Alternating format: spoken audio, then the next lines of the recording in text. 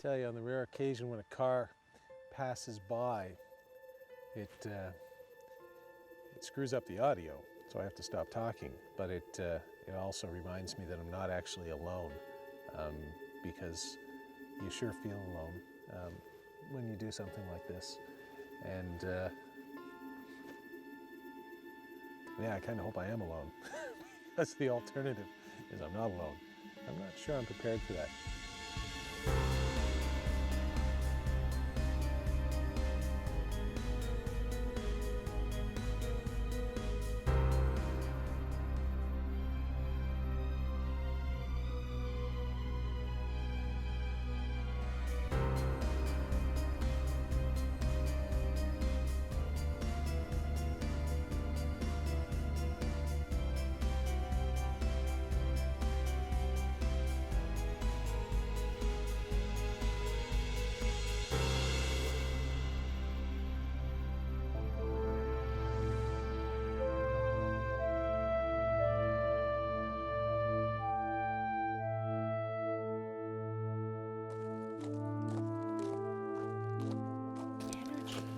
Can you actually see it?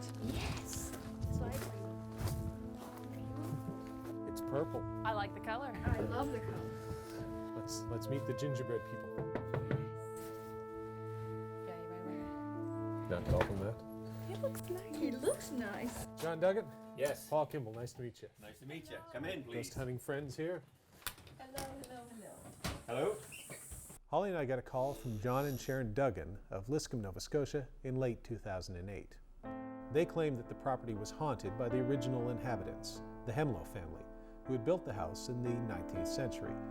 In the spring of 2009, Holly and I traveled down to Liscomb with our friend, psychic Kelly Muse, to investigate. While Paul was helping the crew set up the equipment, Kelly and I went outside with John Duggan to have a better look at the property.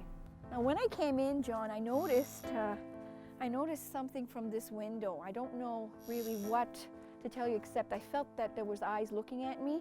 Is there any particular reason? This window's here. This Yes. is where the bedroom where we get to smoke the pipe tobacco, and we believe this is where he'd sit and look out onto the highway, smoke his pipe. Yeah. It's very, very, oh, yeah, I feel... We've had friends come down to visit, and they've seen, I'm not sure if it was the attic or this bedroom window. I'm pretty sure it's the bedroom. This is where we're getting our smell of tobacco and, Really? yeah, pipe. You've had friends actually see... We've had a woman come down. She's seen something in the window. Yeah. It's great. Love it. It Yeah. is, absolutely. Yeah, it looks after the place when we're not here. Very well said. Yeah. That's exactly, I felt like it was welcoming me. I didn't feel like I was needing to be afraid, but it was definitely a welcoming feeling. Yeah. But there were eyes there. It's a good house. Yes, it is. Seems to say, come on in. Yeah. After Holly, Kelly, and John had checked out the exterior of the location, I joined them in the kitchen, where John began to relate some of the paranormal stories associated with the house. I was making toast one morning, and I was going to put peanut butter on it, and I turned to get a knife, and when I came back, the peanut butter was already on the toast. And it wasn't super early in the morning?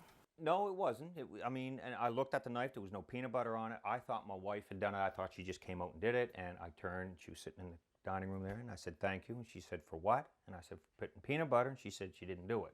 Now, it's one of these things that I might have done it, but I didn't have a knife with peanut butter. So, I mean, it was a little bizarre. And that was the first incident that we had in the house. I thought, okay, there's something going on here. How long were you in the house before that first incident occurred? We were just coming down renovating. So it might have been probably within the first month or so of coming down to renovate the house when we noticed it. Yeah. Obviously, they're not trying to get you out. I stopped eating peanut butter. I don't eat that anymore. I was going to say, if they wanted to get him out, they would have buttered it with peanut butter and cyanide. Yeah. If it's just straight up peanut, you're still here. Yeah, I'm still here. Friendly ghosts. That's friendly right. ghosts kind of thing. Yeah. Exactly. Okay. Just trying to help Good out, that's feeling, all. that's good. That's all. Nice renovations, and the ghosts or spirits or whatever have apparently moved from this room to some other room. So let's go take a look at some of those other rooms. Okay. Yeah, let's go. Let's go.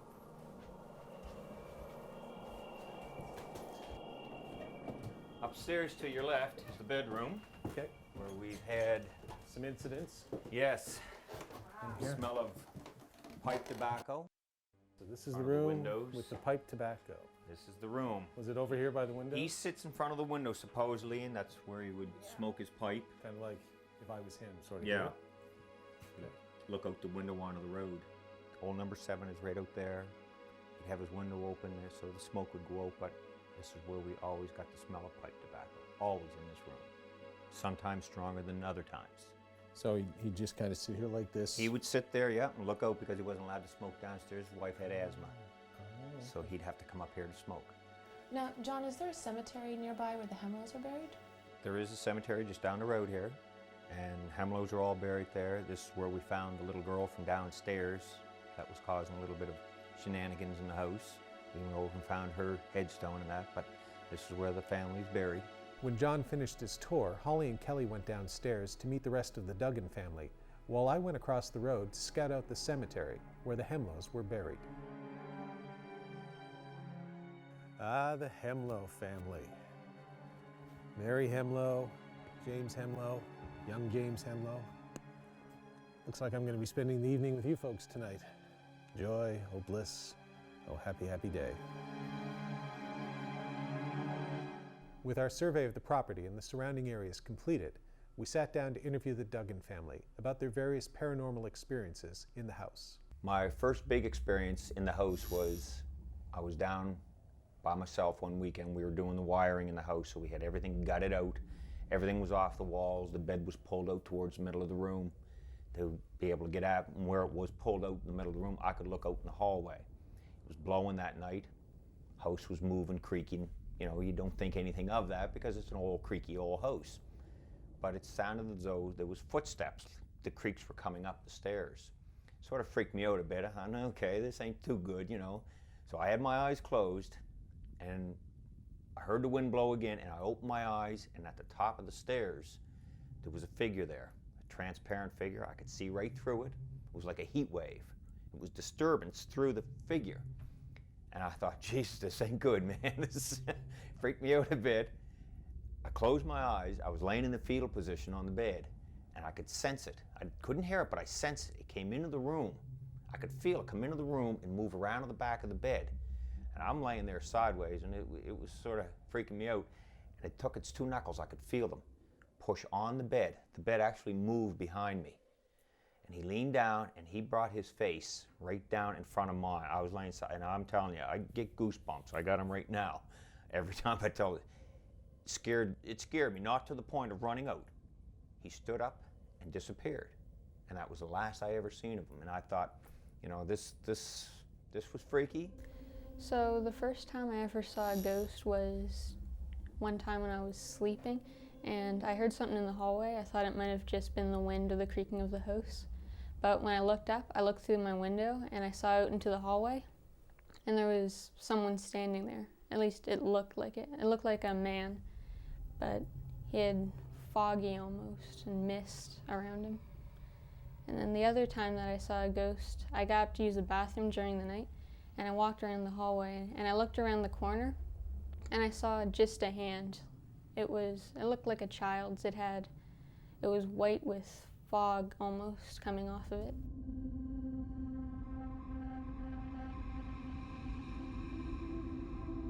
The first time I ever saw a ghost was one time in the middle of the night. I just woke up and I wanted to get back to sleep, but I couldn't. So I decided to read a little bit, and as I kept reading, I looked over towards my closet and I saw that there was a short figure inside. It was all white, so I couldn't really see much of it, but it ran towards the bed, and as it got closer I could see that it was a child, and that sort of freaked me out. So it jumped up on the bed, and it was just standing there for a little bit, and then it just disappeared. And after that, I asked my parents for a nightlight. Okay. You hold. When Ghost Cases returns, Holly and I begin our investigation of the Duggan home in Liscomb, Nova Scotia.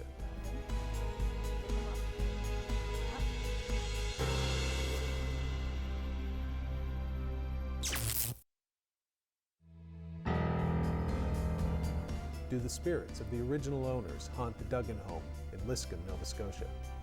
Holly and I begin our investigation.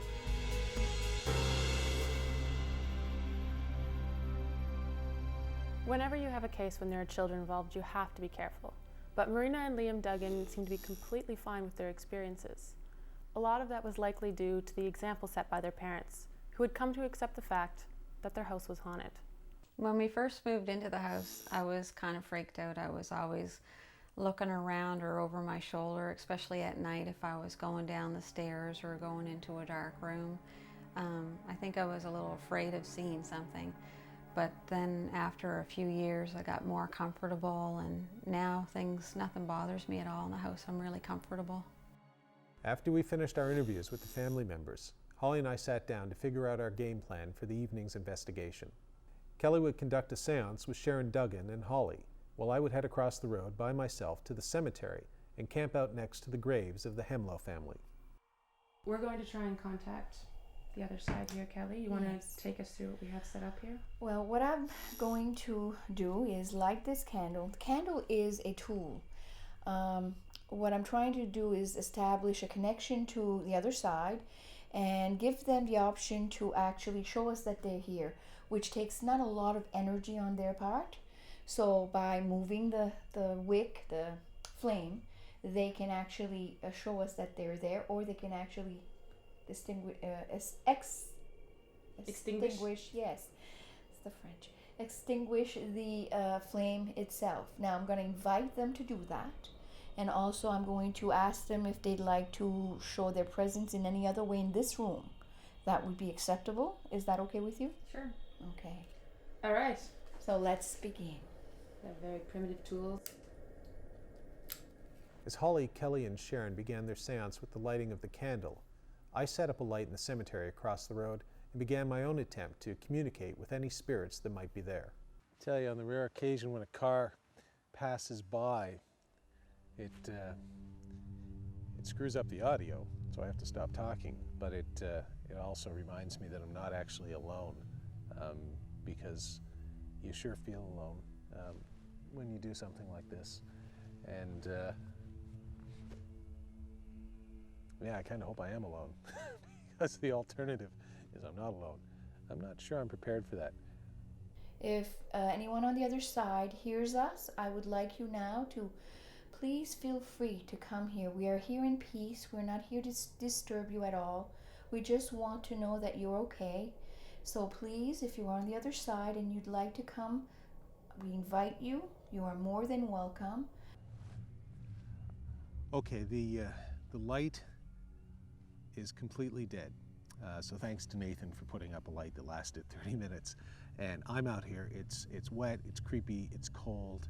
I'm on top of the grave of a guy who died over 100 years ago, who might be haunting a house just down the road. And they're holding a psychic seance reading kind of thing there, and I wonder how that's going for them. The candle in front of us is there to allow you to use as little energy as you can to move the flame, if you will. So we'll look up at the flame, and if you'd like to move the flame, that would be wonderful. And also I'd like to make it clear, Paul is right now in the cemetery, and we'd like to anybody who is connected to the Hemlows to go and show themselves to him. Be gentle. Or not. But make it clear that you are there, and we shall see. I can tell you how this is going for me, and that is really, really freaking scary, but not in a threatening way, not like the St. Andrews jail was. And I say that because in St. Andrews I had this feeling of, because a guy was hanged just next to it, a man who had committed murder. He had spent the last days of his life in that jail cell, and I felt this cold wrapping around my throat.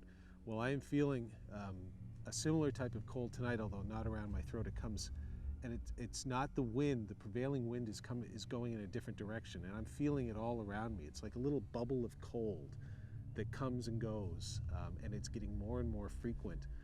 And I know, because I am one, what a skeptic would say and that is that it's partly the mind playing tricks on you and partly the fact that it's wet and cold out. But I'm taking it, I'm factoring that in, taking that into account. And what I feel is different, at least to me, it's different. I can't explain it. I'm certainly not going to say it's paranormal. But being on the grave of Hemlo while they're doing that, yet again, it's the cold sensation. And that seems to be a repeating motif when I try these stunts. So who knows, maybe Mr. Hemlo here is here, or at least something. I don't know. I'm certainly not going to rule it out. And I wish the light hadn't gone out. that would be nice. So I'm going to have a word with Nathan about that.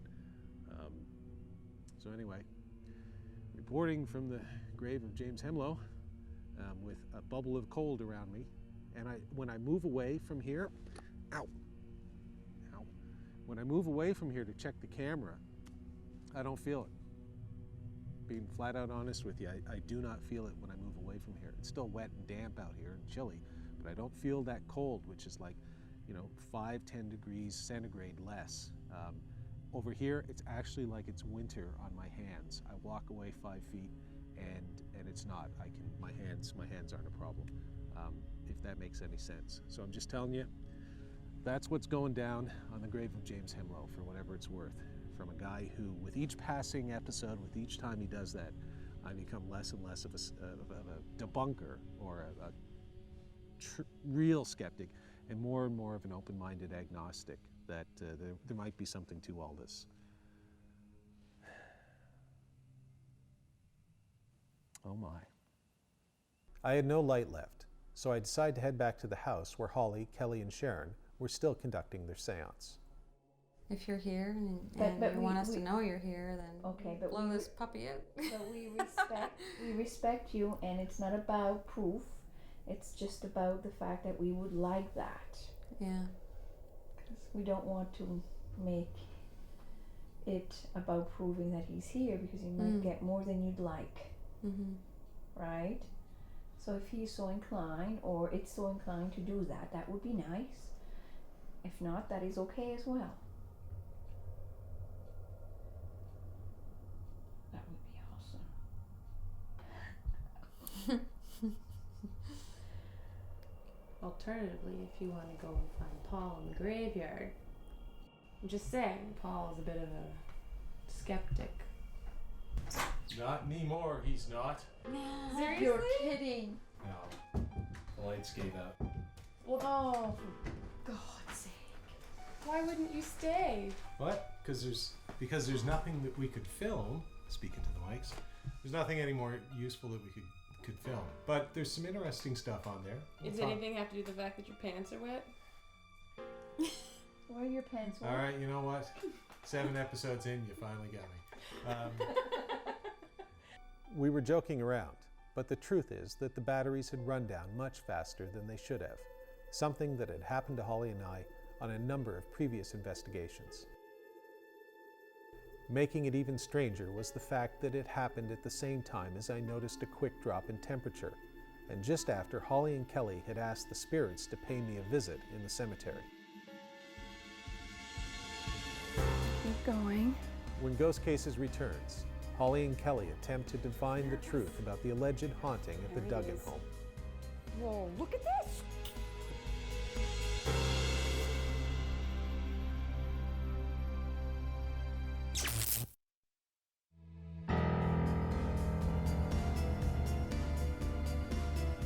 Holly and I conclude our investigation of the Duggan home with psychic Kelly Muse.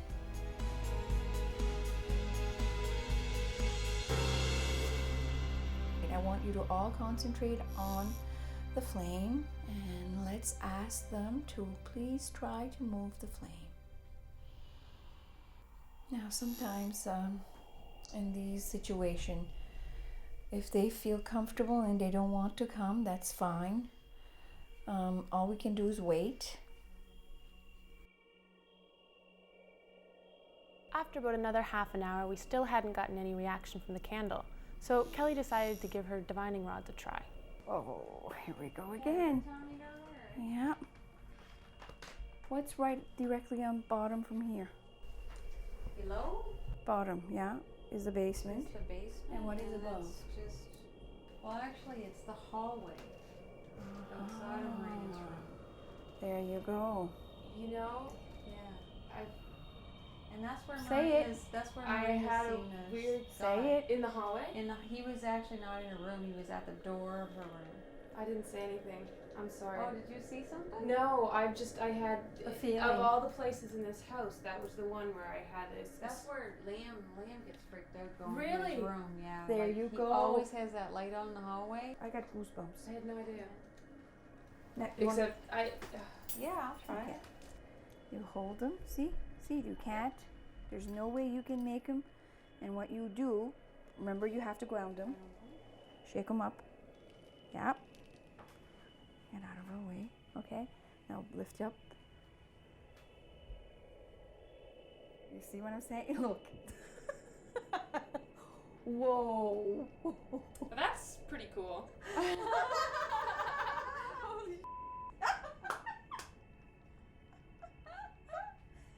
Now, are you making them move? I'm not doing a thing. Take a look at her face. You can tell her she's not doing a thing. Oh my god, that's freaking me out. Are you okay? That's weird. That's really weird. You see? And you're not doing a thing, are you? That broke me out into a sweat. There Should we you maybe go. check upstairs? That's hilarious. Yeah, that's probably a really good idea. Do you wanna I mean, check that if hallway the out? energy's that good here, imagine Yeah. what it'd be like up there. Yeah. Because You that's a hot spot. I never really thought about it being a hot spot before because I don't But think about that's it. where there's Liam's the only one that finds it a hot spot, right? Because I think it's because me and Marina are so unfazed by anything. Liam is freaked out, right? Like he's like, yeah, it's wild, eh? Liam's the one that's always I'm running suitably running impressed through that with this very instance. hallway I'm to get to suitably his. impressed. Yeah. There you go. See?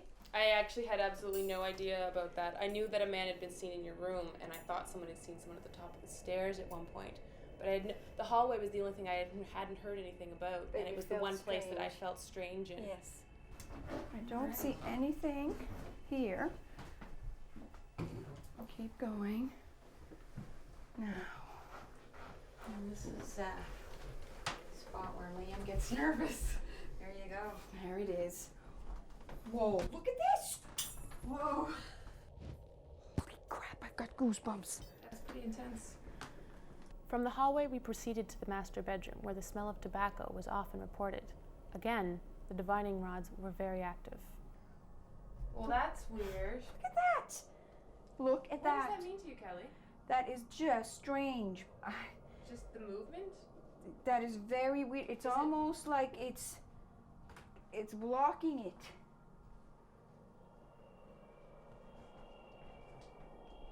Look at that. Whoa. So would that mean the energy's coming from that direction? Yes. That's what that means to you? Yeah. That's why they're pointing in that direction. Well, that's Freaky. awesome. You have energy spots. That's what it is. But they're not negative. I do not feel negative at all in this house. It's just that this is their home, you know, and you're coexisting in this wonderful house, and it's good. I think you're right. Yeah, they Feel approve. something now? No, I just feel peaceful about it all. Not all spirits are bad spirits. Oh no, Check. that is the strangest thing about when you deal with the paranormal. You never know. It doesn't come with a manual. Kelly Muse is quite right. The paranormal doesn't come with a manual. Anything can, and often does, happen, and not always when you expect or want it to. At the Duggan house in Liscomb, that included one final surprise. Just seconds after we stopped filming for the night, the candle which Holly, Kelly, and Sharon had been using in their seance was mysteriously extinguished. Perhaps it was a final, knowing goodbye from the friendly spirits who seemed to share the house with the Duggan family.